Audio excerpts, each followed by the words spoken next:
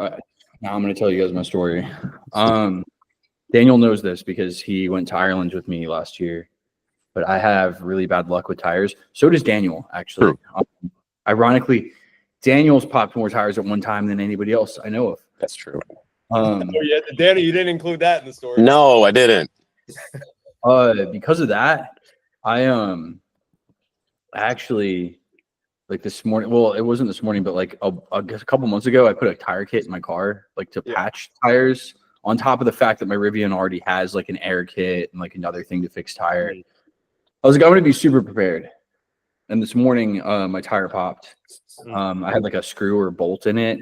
And I like, dude, the satisfaction of like taking like the like utility knife that has like pliers on it in my car and like pulling the bolt out and like doing the thing on the side of the road and then airing the tire back up, which is why I'm late, gave me more like happiness than anything else this week. And I don't know why. It's just like, it's the little things. It's like that family satisfaction of like doing something. Totally. Yeah. Like, look at me. I'm no bitch. I can pick my own tire.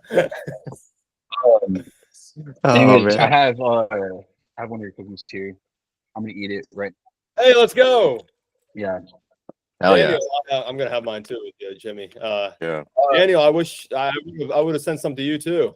No worries. I'm eating a Stroop waffle today over here at Switchyards. I'm good, but I appreciate it. I will definitely eat a cookie when you send one to me. Look at you. You went to Switchyards. You got up. You're ready for the podcast. I'm so proud of you. Dude, not only that, I actually toured a potential restaurant space this morning before doing this, so I'm on the ball. It's a good morning. Yeah. Let's go. Tyler, I wanted to tell you that these cookies, I've had a few of them because you sent me more than one. Mm-hmm. They're really good. Objectively. All right, I'm gonna mute myself before I sound like a weirdo. Swallowing and shit. No. What I was gonna say is I wanted to compare it to something that was like similar. Because obviously it's not gonna taste like a crumble cookie. And I was like, what can I compare it to? And I went and bought like a Lenny and Larry's cookie. I wish I would have it like here right now, but I had my kids. Well, I didn't have my kids try this, but like I had them try like the Lenny and Larry's cookie, and then I realized they couldn't eat this because it's got caffeine in it. And I was like, well, I can do both. Usually I have my kids tell me if things are bad or good. Because 5-year-olds don't lie. But me personally, I actually like these a lot better than like standard like protein cookies. It's cool to have caffeine in them. I guess now that we're done telling my ridiculous story and talking about how Daniel actually got up this morning, we can. And I'm the one that like looks like I'm disheveled. Daniel, do you usually get up like later in the day? So I typically work like restaurant industry hours, right? So this is not normal for me to be up and awake. Some of our, food trucking or stadium concession shifts are, 10 p.m. to 2 in the morning kind of craziness. So yeah. Daniel's a night owl. Yeah. Every time you get up for the podcast, I'm like, this guy is literally running on like 6 hours of sleep. Lots of caffeine. I bet you are too with 3 kids now. I bet you're up to like 2 a.m. You're probably night owl. A morning guy. I try. We're a morning person no matter what because they wake up like gremlins right around like 6 o'clock, no matter who you are. And one spouse always gets the shit end of the stick, and I'm that guy. Me and Megan made a deal a long time ago. Like she'll handle nighttime and I'll handle the morning. It's worked out for my sleep, but I've started having to like go to bed earlier, which sucks. Like I went to bed at 9:15 last night, which makes me sound old as shit. I'm trying to get good sleep. Like I wear an Oura ring and like I'm competitive. So like when the sleep score starts going down, I get mad. And then Megan's mad at me because she's like, what the fuck are you mad at? And I'm like, well, I'm losing. And she's like, losing what? And I'm like, this ridiculous game that the stupid ring has put me into. Gamifying shit, by the way, for anyone out there building a software app, that is the way to go. I will say it again for the 50th time. Anyways, Tyler, I want to talk about your brands. The cookies are good. I like them actually. For like a health food, it's like not bad. And tell us how the idea came about. Like how the idea came about, and like how long have you been doing this? Yeah. So, well, first, thank you guys for inviting me here. It's a pleasure to meet you both, especially not even just the podcast, but just in general. It's great to have two other food professionals in my corner for sure that are supporting me and I can go to. Please feel free to come to me for anything as well. Hopefully I'll be able to provide some kind of value to you guys. But I think you guys are way ahead of me right now. This idea of Sigma snacks, long story short, I got the idea when I was on the way to a collegiate swim workout at 6 a.m. in college. So about like 4 years ago, I got the idea because I was really tired, exhausted in the middle of the winter. I was exhausted and I also needed something to put in my stomach. So I've always been an athlete, and I don't know if you guys know the feeling of basically having caffeine or pre-workout or coffee on an empty stomach, or you don't even really want to consume those before a workout to begin with, because then you're not feeling well. You don't want to put those kind of chemicals in your body, like the pre-workouts and the Red Bulls and all that. And of course, you don't want to have hot coffee before a workout. And at the same time, you need to have something light in your stomach before you're doing anything, before you're even consuming caffeine, before a workout. So I was like thinking, like on my way to a practice, like there's got to be something out there that exists that satisfies hunger, puts something quick in your stomach, and also gives you a boost of caffeine. Because I didn't want something to weigh me down, be too full in my stomach. Like I didn't want to have like a full meal or any, obviously before a swim workout. I just need something small, but I also need that boost of caffeine too, to give me that extra kind of kick. Because I'm a big caffeine guy. And it just did not exist in the market, Jimmy and Daniel. So I bought some kind of other competitors, or competitors, quote unquote, but it just kind of just did not taste good at all. And I was just not satisfied with the product. And I was thinking like, hey, I'm 22 years old. I have no food experience, no CPG experience, but I'm going to try this out because YOLO, might as well. So it's been about 3.5 years since then, and it took me some time and with some partners as well to formulate the recipe. And now I'm trying to take it to market. So we launched in March of this year with this new recipe here, and now I'm trying to take it to market. So I'm selling on e-com right now on our Wix or on our website, and I'm trying to get into retail stores, and I'm at like a vendor event every single weekend trying to sell, because those are really quick and easy sales and great ways for me to meet more people in the community. That's awesome. Those vendor markets, man, those are great ways for people to get started. Like just get in front of people, have them eat the product in front of you, get some immediate feedback. We need more CPG founders just getting out there in front of people. It can be tiring though, and it's definitely, this is my passion. I love Sigma snacks. Like it's like this business, it like gets me out of bed in the morning. But they're definitely really tiring, and they definitely consume a lot of time. And like I was at a vendor show on Sunday, but it was only 3 hours, but it was a free one, but it was only 3 hours at my old college that I went to.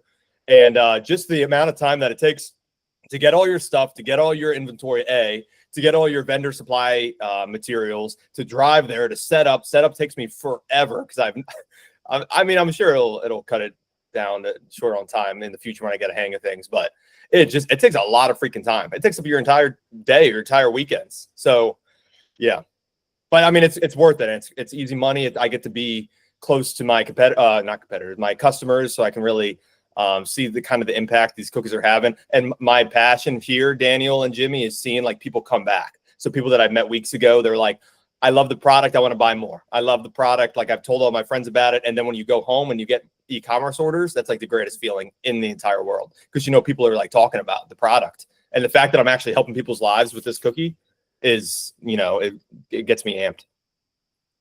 Super cool, man. Love that. Absolutely incredible. So, yeah, that's that sounds like a little bit. It sounds a little bit like sort of like what you do, Daniel, with like food trucking.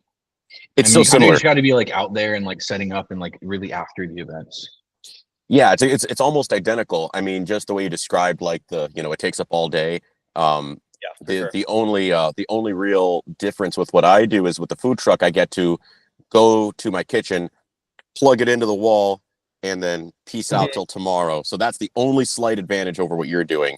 But other than that, like it's pretty freaking similar. Like I got to show up at the kitchen at 9 a.m. if I'm serving by lunch, like I got sometimes 8 a.m.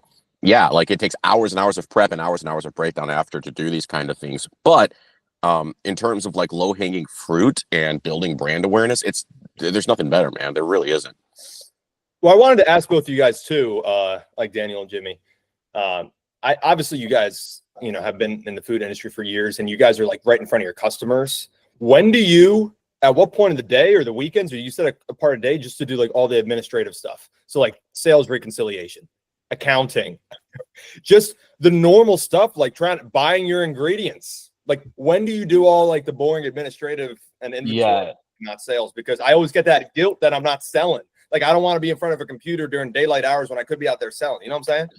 I'm going to give you my feedback, and then Daniel, I want you to give him yours, because it's actually a really cool topic to talk about that we've never talked about before. And I've gotten into it with like some other founders, but like people don't think about it, right? Tyler, like a lot of people come from like, especially getting into entrepreneurship, a lot of people come from like a sales background. Yeah. Or they'll come from like an ops background. They like stayed in their lane at their company, like whatever the thing it is they did. And they forget that like the main job of like the entrepreneur is like eating glass, as they say. That's like the new thing everyone says. So it's like you end up with all the worst things to do, like the worst problems, the worst like situations, the worst issues, and all the administrative bullshit because nobody else wants to do it. I read a great book recently by Dan Martell. Shout out Dan Martell. It's called Buy Back Your Time. I talk about it probably twice a day.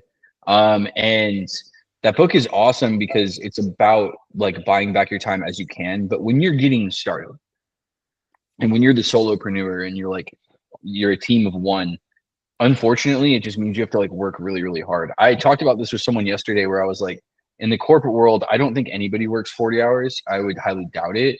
If they told me they work more than 40 hours, I'm still doubtful because I'm like, how much time do you spend on like Facebook? How much time do you spend going to the bathroom? Do you eat lunch? Whereas like when you're an entrepreneur or a new parent, or there's a few other things in life that will do this to you, it shrinks the amount of free time you have so quickly and rapidly that you start to realize how few hours we have in a day. And only when you feel like that do you really know that you're busy. I have so many friends who are like, oh, I'm busy, or like I've got like so much stuff going on, and I'm like, no, you don't. Like, dog, I've got 3 kids. I've started a couple businesses. I have had the beautiful like baptism by fire moment of like, oh, I literally don't have time to just like sit down and eat lunch, which sucks. Yeah. But like you said, if it's your passion, and this is like my solution to it, if it's your passion, it's just a thing where like you start weaving work into your life. I was always the guy when I was your age. You're 22 still, right? Me? No, yeah. I'm 25 now. Okay, 25. Okay, so you've been doing this for a while. So now, yeah, you definitely get it. Like when I specifically when I was your age, I was like deep in it, and I loved working so much that I just weaved it into my entire life. And I think that that's a thing you can do, especially when you're younger. That like again makes me like tell people like you need to try this when you're young. Yeah, like what you're doing and like what you did when you like launched, like those are things that matter like a lot. And the reason they matter a lot is like less obligations, way more free time, way more bandwidth, and you can like give up a lot more because there are not things in your life at the moment that are like more important than your passion or your work. For me, I have to balance like my kids at 31, which we had kids a little younger than most people, but like at 31 I have to balance like my children and then like NoBaked or like this podcast and like some of the other things I do, and I literally balance them. Like neither getting like kind of 100% of me, which is just fine with me. Like that's kind of the way life works anyways. But my kids are definitely getting like more than 0%. And before, when I like had no kids and it was like just me, and when I was your age, which was when I was kind of at my peak like work hours at 25, we opened like 6 stores in 1 year. I was still doing all of the accounting. I did hire like some ops people, like there's some people working for me, but like I was very slow to hire because I didn't know how to manage people. I was very bad at that. And the way I found time for it was just like the twilight hours. Daniel, like when do you find time to do like admin work? Because that's kind of still when I find time to do it. Now I have hired, I make a big, like the Dan Martell thing made a big impact on me. Now I make it a point to hire out things like that. And I would rather make less money and have other people do like whatever is the cheapest task. For me, that might, and like Daniel does this too. Like it's like Daniel's not working every food truck shift. It's the cheapest task to hire for, like cheapest and easiest. Like you can go find someone who will work it similar to your markets that you're doing, or like if you were to do farmers markets, it's actually the first thing you could do to save yourself time would be say, I'm gonna hire a dude or a chick or like whoever to sit behind this booth, and they're gonna sit behind the booth and they're gonna like, you know, do the thing. They deliver the product experience, get the customer feedback.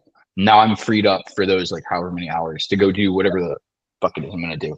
But like that's the concept of buying back your time rather than saying like the first person I need to hire is a VP of sales because I have no clue how to sell. And it's like, yeah, that's probably a bad idea. Like you're gonna spend a bunch of money hiring a dude. I did this, and that's why I use that example.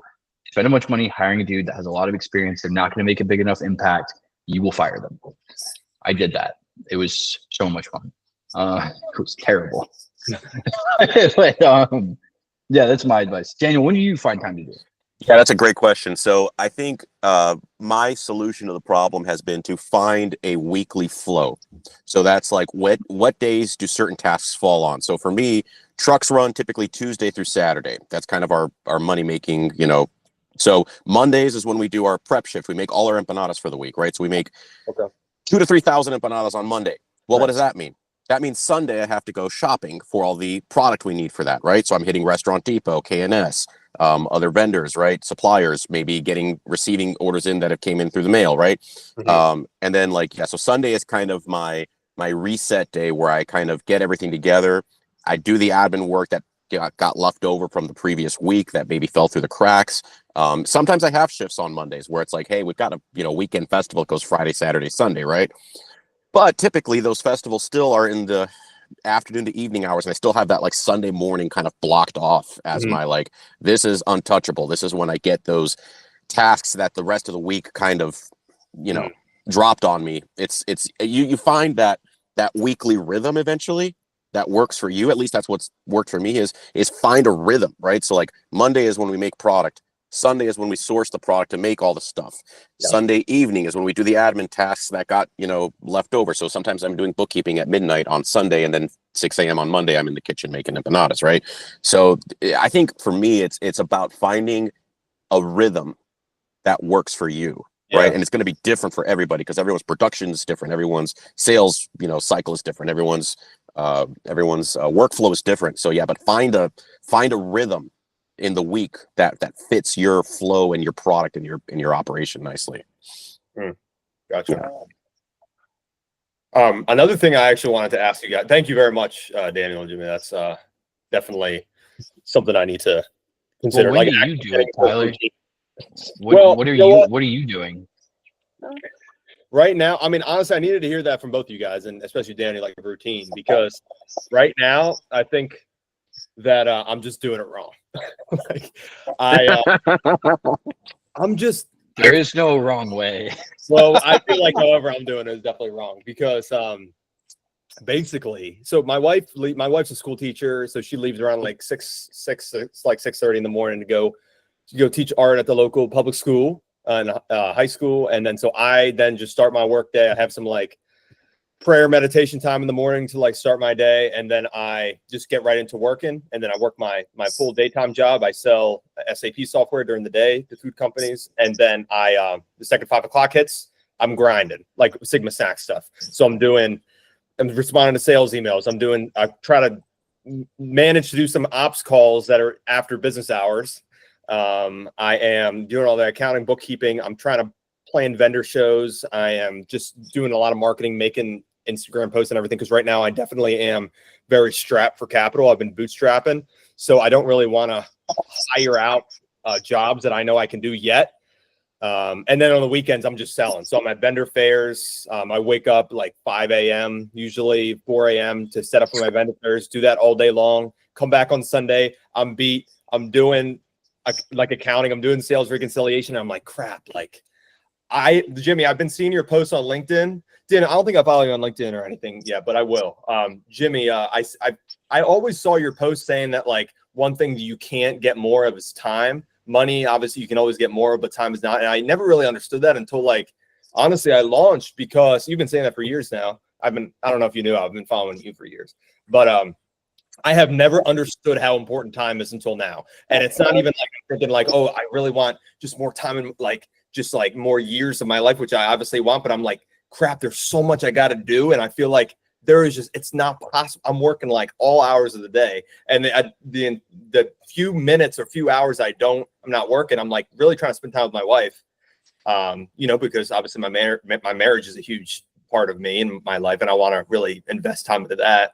But now we're having a baby, Jimmy, too. So as I told you, so 5 more weeks until the baby comes. So I'm really just trying to stay disciplined and stay organized because it's definitely tough. Like I do wish I didn't have to sleep. That'd be nice, actually. Actually, with Sigma Snacks, I might not need to sleep anymore. So. Yeah, you're like, I'll just take caffeine. I've done that before. Don't do that. Daniel knows. I had a really bad year last summer. And by year, I just mean like really it was just the summer. And Daniel was there like right next to me for the whole thing. And really good friendships are formed stronger by like really shitty moments. So like it was great for us being friends. It was terrible for me. And there was a moment where I didn't sleep for 3 days. Yeah, don't do that. Don't do that. That was terrible. I at the end of it destroyed a lot of equipment. Yeah. And that is a story for another time. Probably never publicly. But yeah, there was that'd make a good post on problems there. It would. And when the liability has cleared, maybe I will. The thing that like I would give advice to you, and actually I would reframe what you're saying as like something I want people to hear. So like Daniel and I are doing this podcast to interview people like yourself, because there's no way I can put myself back in like the summer of 2017. I mean, I can imagine, I can tell stories, but like I'm not there. Daniel can no longer put himself back in like 2018, 2019, when like he's told me stories that are absurd. Like their first shift, like horrible things happening, like the truck catching on fire, like crazy stuff, right? And like them just not knowing what they're gonna do. And like me and Megan, and we did this in an episode with Megan, I think that we recorded last week or 2 weeks ago. I can't remember. But like Megan told the story and I like kind of elaborated on like how we just didn't know what we were doing. We were readying fire and like there was no ready. It was just like the packaging was wrong, the positioning was wrong, everything was wrong. But like people forgave us because the product is really good. Yeah. What you're saying right now of like not having time and like being there in the moment, like it resonates with so many people. My good friend Adam, I did his podcasts yesterday. He had this like thing where he was like, yeah, I like meeting founders who are at like that like $1 million like D2C mark, because he has a lot of advice that he can give to them. Adam, for anyone that doesn't know, had a company called Bottle Keeper. They went on Shark Tank. He exited it in 2021. They did, I think like almost $60 million in sales, of course, life of the company. They were an 8-figure brand when he exited. So he did that with two people, just him and his partner. They had no employees. Wow. So he resonated heavily with what you're saying. What he did was outsourced. So he says he has no employees, but like he did technically have employees. And what I would say to you is like everything you're saying to me right now is like, yeah, man, I have no money in bootstrap. I don't want to hire. I have no time. So I don't want to like, do the thing. And that's the conundrum that everyone runs into. And I think the solution or the medicine for it, and more people need to hear this, is you actually do need to bite the bullet, build the systems today for tomorrow. And you actually have to hire. You have to actually get comfortable being like really, really broke, which is what Daniel and I have done for the last few years. And it feels highly uncomfortable. Like Daniel launched a new food truck. You bought 2 of them, I think. Daniel had 2 new food trucks over the last year. Scaling. He invested a lot of money and a lot of his time, but then like had to hire other people because he simply cannot be everywhere at once. It's physically impossible. Yeah. And so you have to bite the bullet of saying like, okay, well, making payroll for all these people now becomes more important than like paying myself. But the opportunity that opens up is where I think people get it wrong. So, and Daniel has done a really good job of this. A lot of my other friends recently have done a good job of this. And I think it's in the later years of entrepreneurship. So like maybe it's an experience thing, but you get back a lot of your time, right? Because you've hired, like say you tomorrow were to say like, I'm not working anymore the booths because the weekends are necessary for me. So instead, like I'm going to send people out to do as many farmers markets as I can, or as many markets in general, vendors markets. We're going to do pop-ups at local businesses. we're gonna like go to a gym and hand these cookies out across the gym on like Saturday morning, and I'm gonna hire brand ambassadors to do it, or like people from the community. You're gonna get like a little team to get your time back. Well, now you're selling more stuff because you're in more places at once. Yes, you have more bills and you take on way more risk. So like that doesn't always go right. What you get to do as the founder with that though is to say like, well, what can I do now that I'm not doing that? And that question, like the answer for that is where the magic happens. And it's not like a one size fits all question because for everybody it's different. And I got it wrong for many, many years. What for me, where the magic actually was happening was I needed to focus on sales. And I needed to focus on like lead gen, like marketing. Yeah, 100%. And like I, for many years, probably like the last 8 years, and Daniel knows this, mostly focused on ops. I was like, we're going to build better operations and like, we're going to be able to manufacture really good. And we're going to be able to do all these things. And it's like, great, but who's going to buy your product?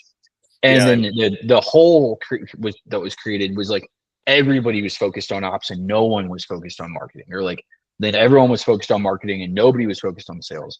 It's mostly like spreading it evenly. So like every time you hire a person, or you say like, I choose to buy back my time in this area, it actually has to be done with intention of that, like freeing yourself up for whatever that thing is for you.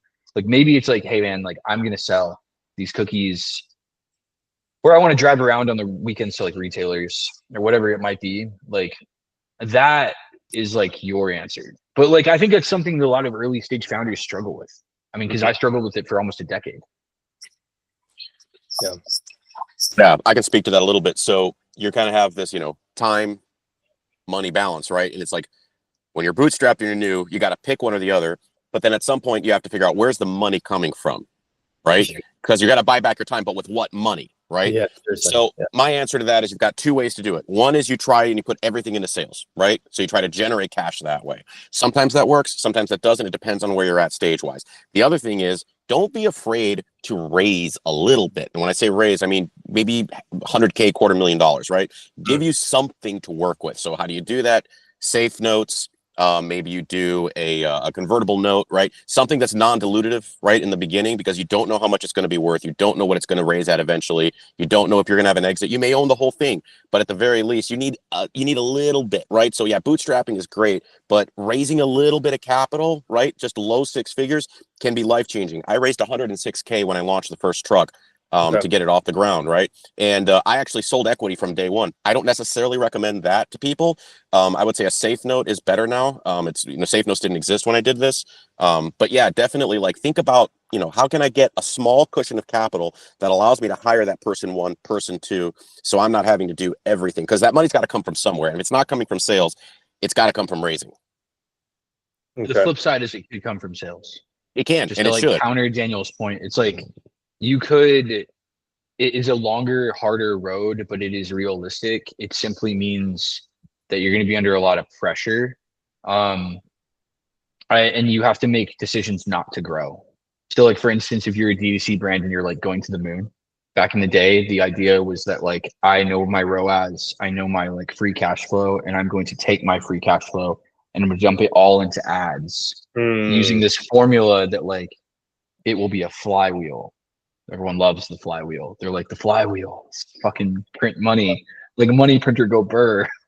It's the stupidest thing I've ever heard. Since we're on this topic, though, since we're on this topic, before I forget, I did want to ask you guys, since we're on marketing and sales, is obviously every food company is different. Jimmy, I'm sure that your NoBaked is a lot different than Daniel, what you're doing right now with the food trucks and your companies. But what I hear horrible things about ads. Like I hear that ads are just like, if you want to just like take a wad of cash and just go to the bathroom and flush it down the toilet, it's like the same exact thing. I'm not doing ads right now because I don't have that kind of like cash. I could just spend. But what marketing investment have you guys done that you feel like has given you the most ROI for your company in sales? I mean, I'm curious what you're going to say, Daniel. So yeah, for me, it's the infrastructure of food trucks. So you think about it this way. We're going to do an event on Thursday, Friday, where Universal Music Group is going to literally pay us $10,000 to sell pizzas for 2 days. They're going to temporary wrap the truck with the artist that they're promoting to do this album launch. Right? Okay. So think about this. They're spending all that money to look like a food truck. Yeah. Right. And they're just sinking marketing dollars. Well, think about food trucks as like marketing that pays for itself. So for me, the strategy was food trucks are a marketing machine that generates sales, which is wild to think about. Right. And these people are willing to spend all this money just to have that for one night. American Eagle did it with a friend of mine. He had an ice cream truck. They temp wrapped it for one night, gave away Stroop waffles out of the truck to promote their knit waffle line, right? So they see the power of experiential marketing, right, in front of customers. So for me, the strategy has been more food trucks equals more sales because I'm getting the brand out in front of more people. And then it also creates a social content flywheel where as we're serving, we're capturing content, which builds the brand, right? So for me, the flywheel is food trucks equals social content capture equals more leads for more truck shifts, right? But that's very different from what you're doing and what Jimmy did. So for me, it's investing in the infrastructure. I actually agree with you, Daniel, because like for me, the best ROI marketing that Megan and I ever did was actually doing what you're doing right now, Tyler, which is like going and doing like pop-up events or like farmers markets or whatever it might be. It sounds ridiculous, but it's like, how else do you create fans? If not to like get the founder out in front of them, literally selling them the product, not sampling at a fucking grocery store, but like sitting on the side of the road, selling them the product and creating an actual fan base. And then like Daniel said, using it to create UGC. So like the more UGC that happened back in 2017, 2018 around our brand, the more our scoop shops, every time we opened one, just like popped off. And then you've all the UGC of the grand opening just going insane. Like, oh yeah, there was a line out the door at this place and there were like 7 famous people in line. I'm going to go check it out. Like that happened only because it was like, so it starts with really good product actually. Like Daniel kind of missed that part. It's like his empanadas are amazing, right? Like his food is really good. It hits a certain audience really, really well. And I'd say that audience is everyone who has a heartbeat. For my cookie dough, it hit like the specific audience that Megan saw as herself at the time. So it was like young women who like indulgent snacks, but they also liked Instagram. And like it made a really good Instagrammable experience. And like people liked that. And so then the product actually hit, they tried it, they liked it, and they shared it. And it creates this like little flywheel. Once we got into like paid media, which is kind of the back end of that, because it's like that's how we built our email list, it's how we built our business. And then me and Megan got into paid media because of the pandemic. So like we then were like desperate to like pivot to D2C, and we were like, well, we'll just do paid ads, we'll contact all the influencers we've ever had post about us, because we had been doing that for years. And some influencers hit, some ones didn't. We created an affiliate program. I would say that was like killer for us, D2C. I think it's killer for most brands. And then beyond the affiliate, we started like just doing a lot of remarketing, a lot of paid ads, repurposing things that have done well on organic social. This is the same playbook as today. It's just a little different because TikTok didn't exist. So like now it's a little bit more video focused. So like, you know, you're reformatting like videos. You want them to feel organic. You putting paid dollars behind them only once you have things that have performed organically. The problem is that ROAS formula, like that isn't set in stone. So like people will say like, I'm getting 3.5 return on ad spend. And then if you take the back end of that formula, it's like, it really means you're spending like 20 to 30% ad dollars. So like, or let's just call it 25% for easy math. Your product costs 25%, and then shipping and packaging costs 25%. Supposedly you're going to make 25%. That's like a beautiful formula, right? That's actually 4x ROAS. So like, and then someone's making 25% like gross really. I mean, it's not gross profit, but like in my mind, it's the contribution margin. And then you're going to take that 25% and you're going to spread it across your overhead, and you're going to hopefully end up with some profit. Most e-com brands are not netting out a lot of money because that overhead's pretty big. And if you listen to my friend Adam's advice, actually, where he had no employees, that's why he had no employees, because he was like, I have no overhead to spread it out over. It's all my money now. Yeah. Like I feel that he was doing like, 8 figures in sales doing that. It's like you can make some serious change. Right. At the same time, what if your ROAS gets shocked? And that actually happened to us in 2022 because of the iOS update. So like then you've got or 2021 rather. So then you have a situation where our ROAS go to shit. And then like we'd been spending all the free cash. So then we have no money in the bank as like a cushion. Yeah. And so like to Daniel's point, raising is good, or you have to say no to growth in order to have a cushion in the bank. You have to be like diligent about saving money. That's really hard because you literally have to say, no, I don't want to launch this new account. No, I don't want to order more products. No, I don't want to spend more on ads. So that's very counterintuitive for an entrepreneur like me. I don't do well doing that. I am more of like a degenerate gambler. Like that's who I am. I hate gambling, by the way. I like things where I feel like I have control. So like, you know, digital ads, poker, like stupid shit. Sports betting. Like I'll get down with that stuff. But like I won't like go to a slot machine. I couldn't do that if you paid me. So like I think for the ad idea is like what Daniel is saying at the end of the day is like that hits the hardest. Like what you're currently doing is probably what will build your brand the most with the highest ROI. That's like, good to hear. That's good to hear then. Yeah. That's why I'm doing the right things. So yeah. Well, how has that journey been for you so far? So like I saw a post on LinkedIn a few weeks ago, like 3 weeks ago, of you like in a facility with hairnet on, like getting your like a production run done. When did you switch to having like a pro co-packer like that? Okay, so basically at the beginning of my company, I was with some college buddies and just some friends in my dorm room, and we were trying to come up with a recipe ourselves, right? So a bunch of athletes, just a bunch of college students with no food background, no food science background at all, just trying to come up with a caffeinated cookie. So you can only imagine how that would go. We didn't even have an oven, so we were using an air fryer. So just trying to figure out how to make this product. It just was not like we actually ended up first with a Rice Krispie treat that had caffeine in it. Also, let me know if I'm breaking up at all because I know you're doing good. You're good. Okay. So we had a Rice Krispie base, and it just had caffeine in it, but it had high sugar. It had some like preservatives in it, and it just wasn't like an all around great healthy product. And then demand started getting higher, and I hired a baker at the time that was basically I was paying them per Rice Krispie that they would make.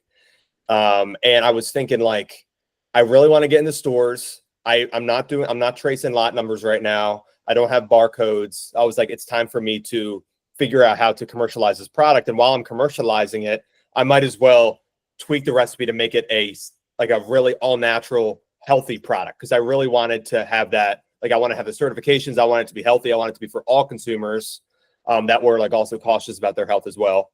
So I wanted it to be low sugar. I wanted to have good protein. So I was like, you know what? I'm going to spend this time on, investing into this R&D for this product. So I actually ended up partnering with this company named Culinary Development Group in New York. They're my partners. And so for the past 2 years, they have helped me reformulate the recipe to make it gluten-free, plant-based and vegan, kosher, low sugar, high protein, with using pre-protein. So no artificial preservatives, no artificial flavors. So it took some time for this to happen. And then, at this point that we were doing the R&D, they also helped me find a co-packer because at this point, my dream was to get into retail locations. I wanted to sell myself. I wanted to set up like a DSD operation. And I did not want to get into the manufacturing game, Jimmy and Daniel, because that just like was not my expertise. And also I just didn't have the capital to invest in that, to really scale that. So I was thinking like, I'm a good sales and marketing guy. I know I can really invest my time in that. And I'm not a production guy. Honestly, I'm not an ops guy either. I'm a sales and marketing guy. That's what I feel like my specialty is. So I was like, I'm going to invest my time and my energy and my money into sales and marketing and not production. So not investing in the machinery, not investing in, doing it all myself. I was thinking about doing it myself. And then I was just like, you know what? I'm going to fulfill everything. I'm going to, do everything from the second I receive the finished product. But with the production, I think that's a game that I'm going to enter in down the line, hopefully. But as of right now, to get the company off the ground, I was thinking, I think I should get a co-packer. So now we got a co-packer in Texas. They're a gluten-free co-manufacturer. They have all the certifications that I needed. They're awesome, an incredible team. I was actually just there in early August for the pilot run at this new manufacturing facility. And I'm super happy. They're a great team, and I really have some great partners now. So now it's just a matter of me getting this product to the market. Oh yeah. What was that first run of the first what was the quantity of that first run you did in the co-pack? Like, you did the pilot. Did you do a full run after the pilot, or is that still what you're selling through right now? Yeah, well, so I had a manufacturer in March, late February that I had. They were awesome, great people too, but they just didn't really have the machinery to really get me to where I wanted to go. So then we got into this new co-manufacturer with the help of my partners, and we just did a pilot run of about 4,000 cookies. So like a pallet. And then now I'm planning my next production run, because I'm actually kind of flying through these cookies. It's really good. I'm not eating them myself when I'm flying through them, but I'm selling them a lot. People are really loving the product, which is great. So I'm actually going to my next production run. Probably going to go down to Texas again soon here, and be there, because they always want the founders there for the first few production runs. That's fantastic, man. Yeah, sell through that first run on your own. That's everything. That's huge. It's actually a really easy product to sell, to be honest. I invested in some nice marketing materials for these tents that I'm at and all these shows around Pittsburgh, because I'm actually based out of Pittsburgh, Daniel. I don't know, and Jimmy, I don't know if you guys knew that, but there's vendor fairs here all the time. So I invested in some nice marketing materials, and now people are kind of just coming to the tents and really interested in the cookie. Sometimes they don't even want to try a sample. They're just like, yeah, I'll take 6 of them. I'm like, okay, that's great. So I'm flying through them, which is awesome. So yeah, I just got to get more people to know about the product. That's the main thing. Because I can really help people. I can help night shift workers. I can help busy parents. I can help athletes. I can help college students. All they need is one cookie when they're just racing out the door, and it's both their caffeine and their food. So in one. So if they just have one cookie, it's kind of like a quick breakfast in the morning, or it's an afternoon snack to give them that boost if they're hungry and tired. So people love the product. It's just a matter of more people knowing about it. And I don't want to throw money just down the drain. That's why I was asking about marketing, because then I'm going to run out of money, and then I won't be able to continue helping people with this product. I got to find the most effective, the cheapest way. I don't care if it's going to make me exhausted. I just got to get this product out there, because this is literally getting me out of bed in the morning. I'm so pumped about this cookie. Yeah. I mean, dude, you're on the right track right now. I would just say you should actually consider maybe hiring people to help you do more events. Because at this point, dude, Daniel said, you make money and you market at the same time. And then really find a way stuff you trust, and Daniel, how do you guys trust people? I'm really nervous about people setting up the coolers with the products and treating the product right and setting up my banners, and honestly, even talking to customers. How much do you vet the people that work for you?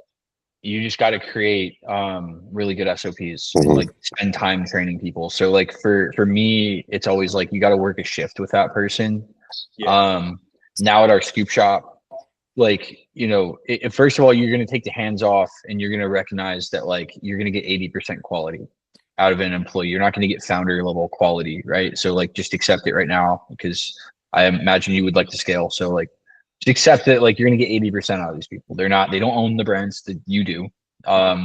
You can incentivize them with commission if you wanted to make them really, really pumped. And events like that, and Daniel knows this, his workers are incentivized by tips. People love tipping food truck employees. So he's big on that. But you have to have some sort of incentive, I guess, but you also have to have good SOPs, and you have to train those people yourself. And you have to trust them, you have to get good at hiring, which for everybody looks different.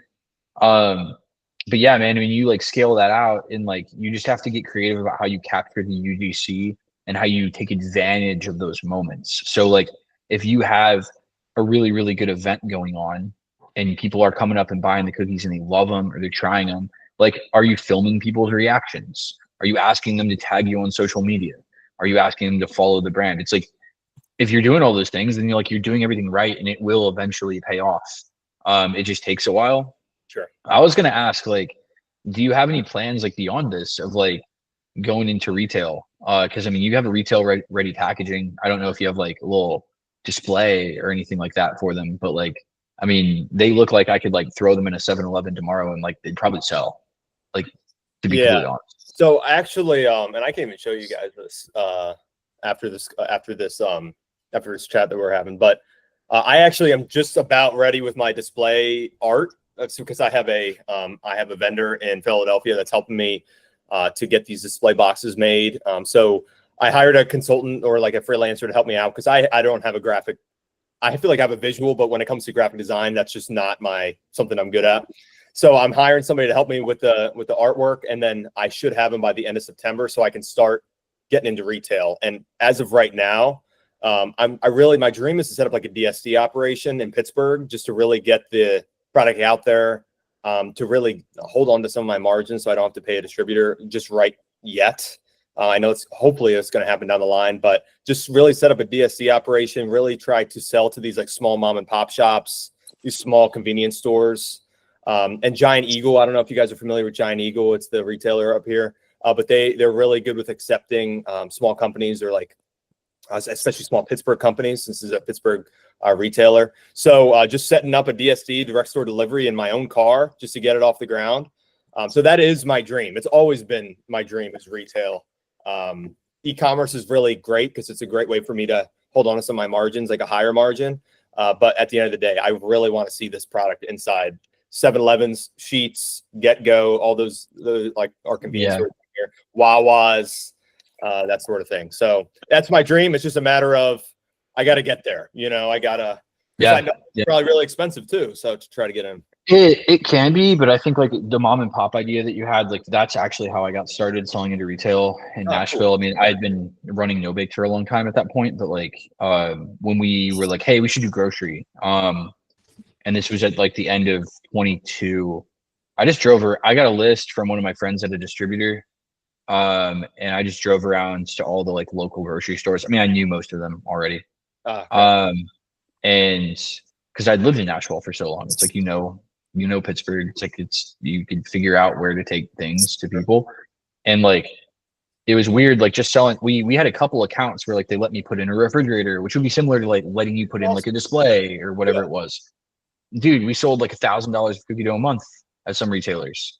We're talking like tiny little corner stores, like random places, but people knew the brand.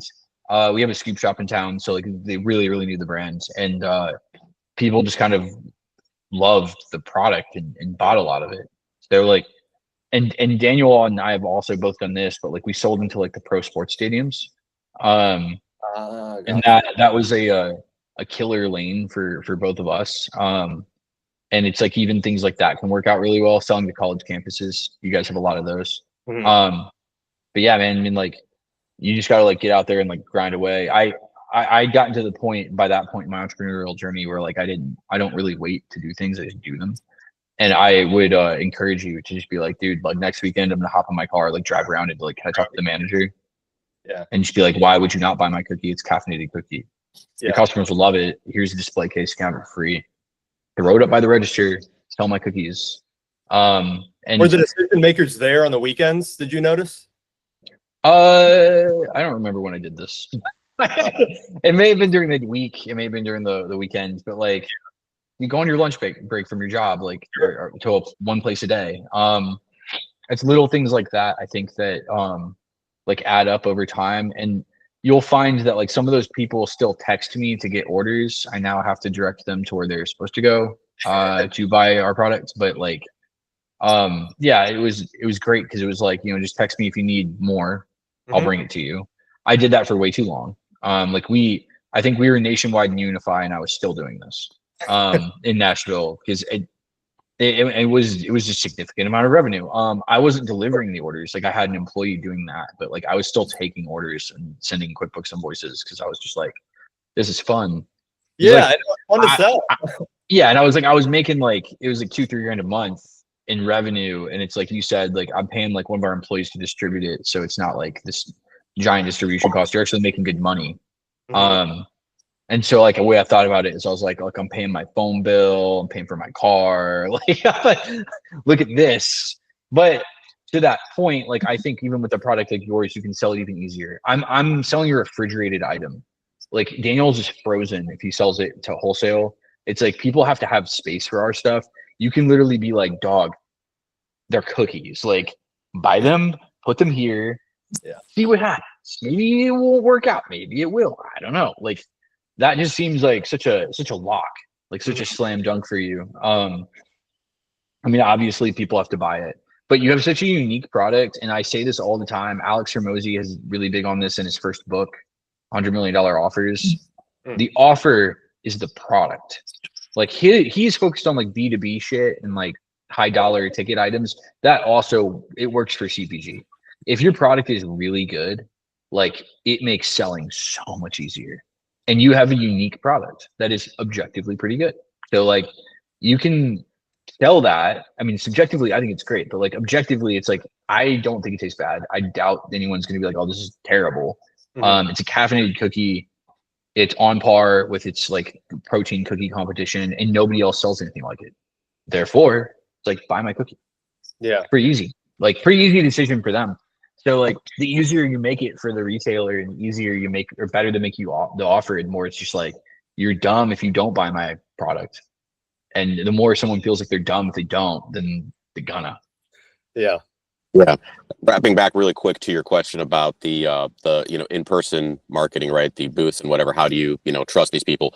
I mean, I'll be honest with you. In the beginning, I would sometimes be next to them for 8 weeks, literally. Right. So when you're going from 0 to 1 and you hire that first person, stay with them as long as makes you comfortable, right? Till you feel like they really got it, because you don't have SOPs at that point yet. You're still developing them, right? So just stick with them as long as makes you comfortable that they really got it, right? If it's 8 weeks of training, it's 8 weeks of training. That's fine, right? But then they're going to be, on average, you hit 80% of what founder level is. Maybe that first one is like 90, right? Because you spent 8 weeks with them grinding it out. They understand it. They get the vibe. They catch the bug, right? And yeah, 2, 3, 4, 5, they're going to be more like 80%. But definitely, like, spend some time on that first one and get it right. Get the SOPs straight as you're training them. That way, it's a lot easier to get them to 2, 3, 4, and 5. Okay, cool. Yeah. You guys are inspiring me. Likewise, dude. Yeah. You're inspiring us. I think that like more people should like go and like do the thing like you are. Which I guess like kind of leads me to like one of my last questions, which is like what kind of like got you off the couch to like do the thing? Like anybody can come up with the idea and like develop the cookie, but like what made you be like, screw it, I'm gonna like spend money like ordering from a co-packer. I'm gonna like do this thing. I'm gonna order these cookies. I'm gonna sell them. Like why did you originally choose to do any of this? Well, that's a good question. So actually, now like thinking about it,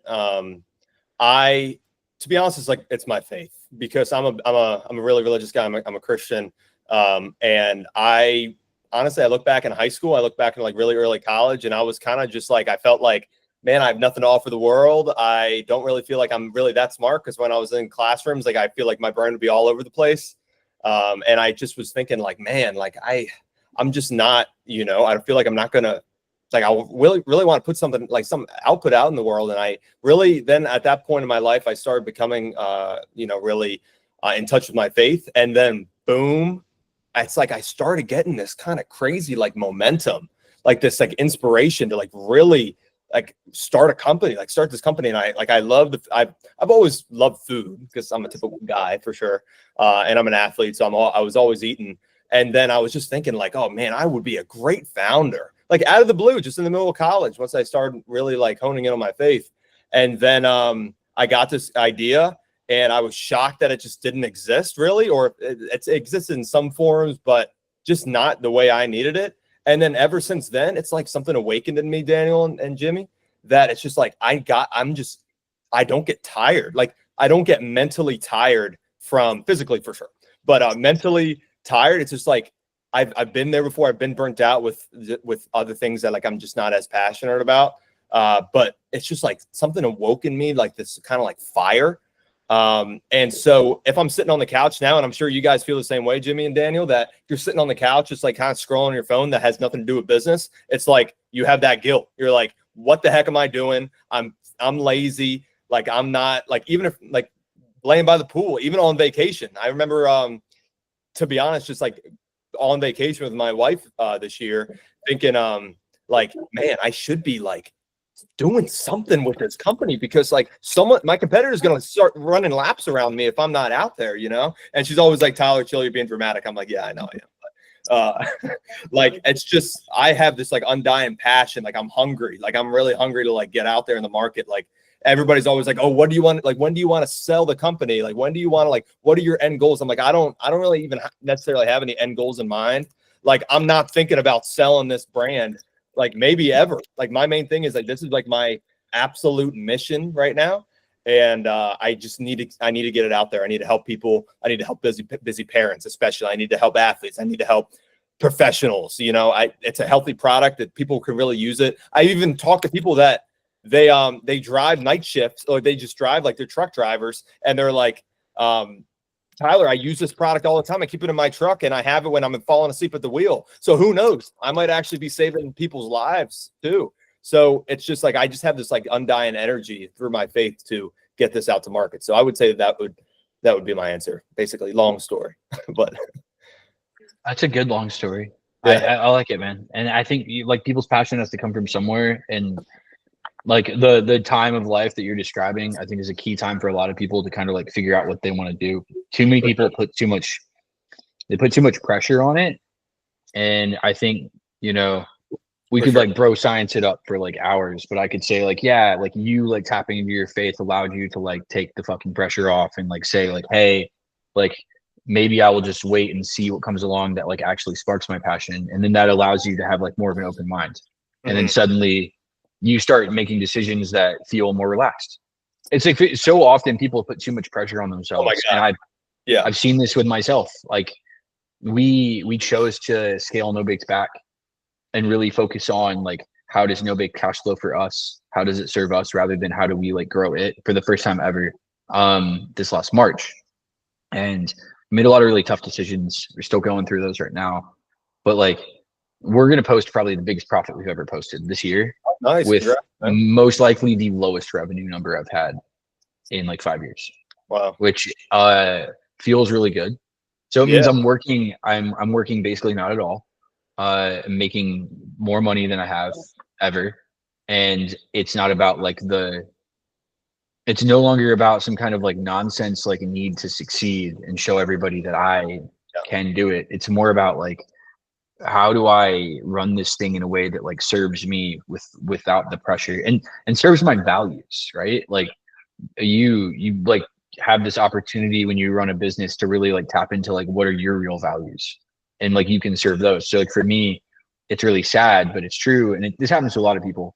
Like our culture pushes us to grow, and to be very consumeristic and like want to buy shit and like spend money, where it's like really what my values were, where I want freedom and peace and spend time with my family. And it's like, I wasn't being true to any of those, but it's like, why would you not be true to those things when you get to run your own business? Similar for you. It's like your values can be like your faith and your family and like many other things. And you get to actually use this as a tool to serve those things. And I think that's something that's not talked about in entrepreneurship very often, but it's like, at least I have the ability to determine like how I want to work, who I want to work with, and like what it is I want to do. And a lot of the times when you take the pressure off, suddenly things just work so much better than they did before. So I love that you told that story. Like that's great. Like, honestly, it makes a lot of sense to me personally, but like, I love it for you. Cool. I don't have any other questions. This is the first time I've like ran out of shit to ask. Well, the good news, Jimmy, it's 11 o'clock, so we're okay towards the end here. Yeah. Sweet. We hit the end. I try not to like ramble on for 3 hours. We did it. I don't think anyone would listen to me. I think they would. Yeah, you'd listen to us for 3 hours, Tyler. Just bro down for 3 hours. We have to talk about something else. The podcast I did yesterday, we spent the first half talking about like my friend's car, which he bought and has proceeded to have to fix a lot of things. It's an old car, so I think he knew what he was getting into. Cool. Well, Tyler, tell everybody in the audience, if they listen this long, they're clearly interested. Where do they find out about Sigma Stacks? Where can they buy it, and then where can they follow you? Yeah. So for anybody interested in Sigma Snacks, we're all on social media, on Instagram, TikTok, Facebook. It's just at Sigma Snacks. So SIGMA Snacks, like Sigma is in like the frat, but Sigma Snacks. And then also you can order online at EAT, Sigma Snacks. So we're still going to be on Amazon, hopefully in a retailer really close to you. But as of right now, just eatsnacks.com. Can you mute yourself? What the fuck? I'm gonna have to edit this. Do it again, Tyler. Jesus Christ. So for anybody interested in Sigma Snacks, we're all over social media. So Instagram, Facebook, TikTok, Sigma Snacks. So SIGMA Snacks, like the frat, Sigma Snacks. And then you can order online for nationwide delivery at EAT, Sigma, SIGMA, snacks.com. So eatsigmasnacks.com. And hopefully on Amazon and in local retailers soon. So. Awesome. I love to hear that. Tyler, thank you so much for joining us. Yeah, thank you guys. It's a pleasure to now get to have you guys in my life and come to you guys. I'm sure I'm going to be coming to you guys for a lot. I'm sure you're probably going to regret even having me on your podcast because I'm going to be hitting you guys up a lot. So I like when people hit me up. All right, I'm going to stop recording. Yep.